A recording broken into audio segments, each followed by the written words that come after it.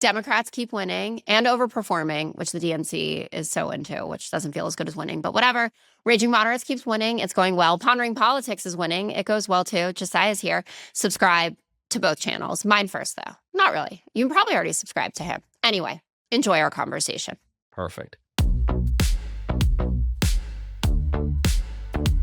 Welcome to Raging Moderates. Jesiah Eberlin from Pondering Politics is back.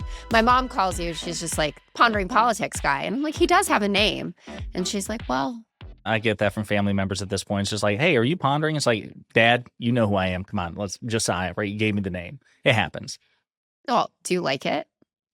In hindsight, I wish I had probably used my name. But the reason I went with Pondering Politics is I didn't know what like sort of fucking psychopaths I'd be dealing with. So I was like, okay, I'm going to keep my name hidden or whatever. But, you know, everything gets out. I was actually at the gym earlier this morning and a guy came up, I'm a huge fan. And so I'm like, that's kind of, now I know that I'm a public figure, kind of like on a low key level. And it's like, I should have just went with Jesiah.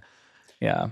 Also, I do not like being spoken to at the gym. I think nothing is more uncomfortable than sweaty conversations with strangers or even my own spouse. But anyway, I'm really happy to have you back. Thank you for coming back on Raging Moderates. Lots of stuff to talk about. More exciting Democratic wins over performances from last night. Miami mayor being the kind of crown jewel of this. Haven't had a Democrat in 30 years. There was an independent who was more left-leaning. So Republicans who are watching this, I'm not a dum-dum. I know that. That was in the 2000s. But big overperformance for Eileen Higgins. Kamala won Miami by 1 percentage point. And what did she win by? 20 plus? 22? Was that what it was? Yep. Overperformances in 2 other Florida districts, 18 and 22 points. Flipped a House seat in Georgia. Good performance in Iowa. Albuquerque kept the mayoralty. Yeah, Albuquerque. How are you thinking about the election results that we've been seeing kind of from November 5th, the big ones, New Jersey, New York, Virginia, up to now? Well, I feel better about it because of Harry Enton of CNN, to give him a shout out, because he makes me feel better about special elections. I remember vividly feeling more confident about 2024 because Democrats kicked ass in the 2023 off-year elections, and even the 2022 midterm elections were not a bloodbath by any stretch of the imagination. We expanded our Senate majority, as a matter of fact, and that red wave never manifested. Then after 2024, I was like, okay, I am no longer going to pay attention to special elections and use them as a bellwether. But Harry Enton reminded me, he's like, look, the fact of the matter is there is no crystal ball, but in 5 out of the 5 last election cycles, the party that overperformed in off-year and special elections won the midterms. And so this to me is an encouraging sign. I'm not going to say that your victory is set in stone. We can never take anything for granted. Donald Trump bends political gravity more than any other politician, but he's not above gravity. He can't outright defy it. It's not like Wicked. It's not defying gravity. But what we do need to say from this is that there's more evidence, there's more reason for us to be confident than the Republicans at this point. I would much rather be us than them heading into the midterms. Yeah. I mean, that's also always true. When people ask me, they're like, Republicans are on a hot streak winning. And I'm like, but morally bankrupt. Still wouldn't rather be them, Right. even if I was winning. But that's a good point and a good cautionary tale, but also for, the hopeful optimism. I want to talk to you about healthcare, but just really quickly, how are you feeling about Jasmine Crockett getting into the Texas Senate primary? Okay, so this hurts because I love Jasmine. If anybody watches my channel, like, I'm a big cheerleader of Jasmine Crockett. I think we need powerful, compelling voices like that, people who are willing to, like Governor Newsom, fight fire with fire, so to speak, rhetorically speaking. I think that's necessary. And to somebody like me, that speaks to me a lot. Like, I want that in terms of my Democratic candidate. However, I understand that Texas is a different kettle of fish. And so I'm not willing to rule her out. But if you ask me, would I feel more confident in a James Tallarico or Colin Allred defeating a John Cornyn or a Paxton, I think they're much more likely to do so than Jasmine Crockett because I think she's so polarizing. I think that a lot of conservatives in Texas will be rooting against her because she's so vociferous, because she's so willing to go to the mat. They want their Democratic politicians, I think, to be more demure. I don't like that personally, but I think that's what's more likely to win in Texas. So we'll see what happens at the end of the primary, but I would have preferred that she stay in the House and not run for Senate. But I think she's being gerrymandered out of her district anyway, so maybe this is just an all hands on deck thing, and she's putting her money where her mouth is to see if this way works. Yeah, I mean, it'll be interesting to see how it unfolds. I tend to err towards your line of thinking on this. I also really don't want to spend $200 million just to lose a seat when there might be winnable seats elsewhere on the map. But we will see. Let me ask you, Jess, what do you think of her? Like, I have not heard yet.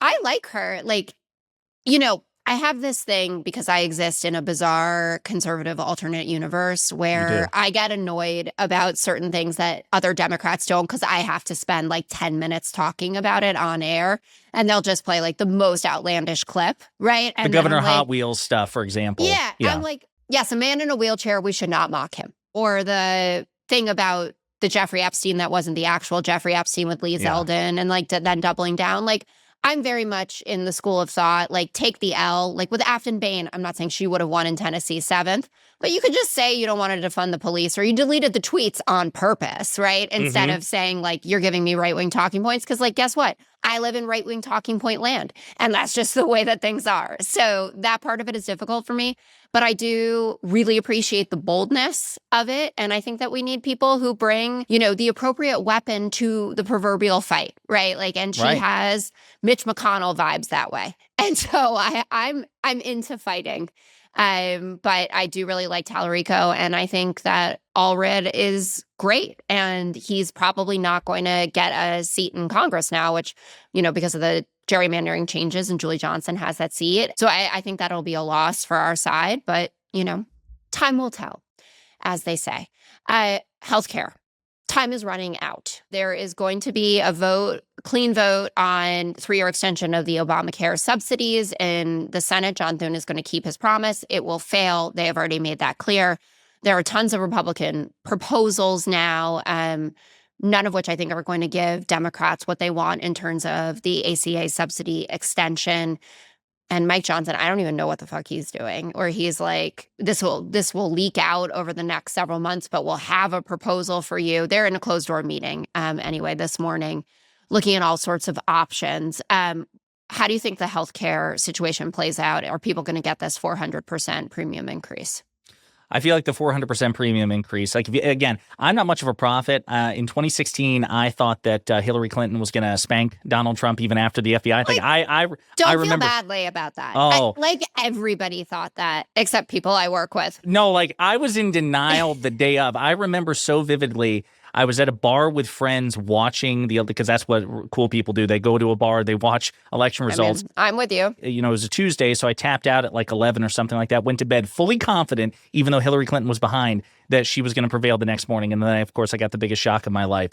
But if I were to bet, I would expect to see the premium increase, just because Republicans have never gotten their shit together when it comes to an ACA alternative or any sort of like robust healthcare plan. So it's been 2 weeks. I'll get you one in 2 weeks. We have concepts of a plan. It's nothing robust and profound. You have Cassidy and Crapo, you know, like doing everything in their power to scramble for something. I would be shocked, given the level of dysfunction, that they'd be able to pull it off. Obviously, the extended ACA subsidies, I think that's DOA in the Senate. So I don't think the Democrats are going to get their way. I don't think the Republicans are going to be able to pull off a coup here. And I think we're just going to get hit with a premium increase. And I think that will be devastating for the Republicans next year, in addition to the pocketbooks of so many Americans. I know. I hate that when you have to put your kind of partisan hat on and you're like, well, it's a really terrible thing that some of you will go into bankruptcy to pay for your health care, but like this might help us in the midterms. I know Ezra Klein was making that argument, and a lot of people were pushing back, just saying, well, this feels so morally bankrupt, but this is where we've ended up. I've been screaming this from the rooftop / just on my podcast, because that's my rooftop. But I can see you doing both. I heard somewhere that they saw like some sort of 5'10" brunette shouting at the rooftop somewhere in, you know, Manhattan, just shouting about this. On top of 1211 6th Avenue. Yeah, that was me. And I was screaming, Hakeem Jeffries, give me smart reforms to Obamacare so we have something to go into the election with besides defending the status quo. It rolls off the tongue when you put it like that. Yeah. Totally. It's a bumper sticker. Last thing I want to ask you about the Venezuelan boat strikes. Obviously, there was the closed door testimony from Admiral Bradley last week. I really hope we get Admiral Halsey in to hear, you know, why he quit or was asked to resign or whatever happened. But at first, the Republicans were saying, yeah, of course, you're going to get the video of the second strike.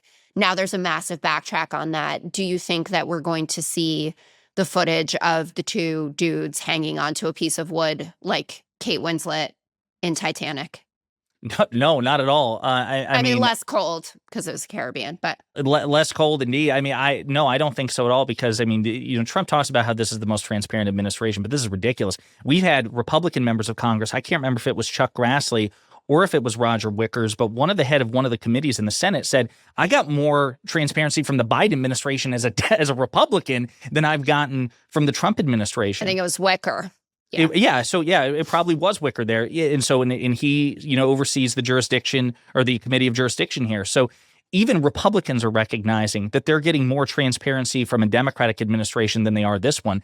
And all the analysis I've seen, including, Fox News legal contributor and National Review editor Andy McCarthy, he's like, it's one of two roads. If the facts are as the facts are reported, it's either a murder or a war crime. One of the two. There is no third option. And obviously, I know the Trump administration doesn't value the lives of Venezuelans whatsoever, certainly in the Caribbean, but that may not play well with the American people. I don't think it'll be outcome determinative for an election, but they don't need to add more political shit to their plate already. So I think they're going to do everything in their power to bury this. Yeah. I mean, the election will be about the fact that Donald Trump doesn't think you need that many pencils and dolls on Christmas, which that also rolls off the tongue as a bumper sticker. But this feels... I don't know. I don't really know about Republican lines in the sand because they have stunned me. None. With Trump over and over. Yeah. But there are some folks that I think, especially veterans or people who care about, the codes of conduct and things like that, who are just can connect the dots to there will be an American who is in trouble. And another country will look at us and just say, well, you don't play by the rules. Why should we be playing by the rules? And we had on, what do we call him? Supreme Commander Stavridis, Admiral Stavridis. He was talking about how dangerous this is for the future of our relationships with enemy countries, right? And that if we don't play by the rules, they have no reason to think that we should as well. Last thing, do you have any bold political predictions for 2026? Oh my gosh, no, I have none. I am You're still. I just want to survive.